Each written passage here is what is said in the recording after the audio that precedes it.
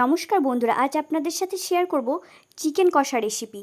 লেবুর রস, গোলমরিচ গুঁড়ো, আদা, রসুন, পেঁয়াজ, কাঁচা লঙ্কা বাটা, ধনিয়া গুঁড়ো, জিরে গুঁড়ো, মিট মশলা, কাশ্মীরি লঙ্কা গুঁড়ো, গরম মশলা এবং হলুদ ও লবণ দিয়ে ভালোভাবে ম্যারিনেট করে নেব। গরম করে তার মধ্যে সরিষার তেল দিয়ে একটু লবণ দিয়ে আলুগুলোকে ভেজে নেব। প্রথমে আলুগুলো ভাজা হয়ে গেলে সেটা তুলে নেওয়ার পর তার মধ্যে একটু পরিমাণ মতো ঘি দিয়ে দিলাম। তারপর তেজপাতা, শুকনো লঙ্কা, গোটা গরম মশলা দিয়ে ভালোভাবে নাড়িয়ে তার মধ্যে কেটে রাখা পেঁয়াজগুলো দিয়ে দিলাম। তারপর টমেটো দিয়ে কাঁচা গন্ধ না যাওয়া অবধি মশলাটাকে ভালোভাবে কষিয়ে নিচ্ছি।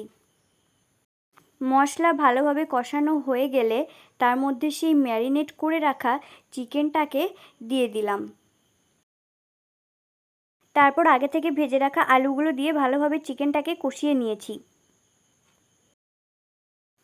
যতক্ষণে চিকেনটা সিদ্ধ হচ্ছে ততক্ষণ পর্যন্ত ঢাকা দিয়ে রাখলেই চিকেন রেডি। তারপর নামানোর আগে ধনিয়া পাতা কুচি দিয়ে দিলেই হয়ে যাবে আমাদের চিকেন কষা রেডি। ঘরোয়া পদ্ধতিতে আপনারাও ট্রাই করে দেখতে পারেন। যদি ভালো লাগে তাহলে অবশ্যই ভিডিওটাতে একটা কমেন্ট করে দেবেন।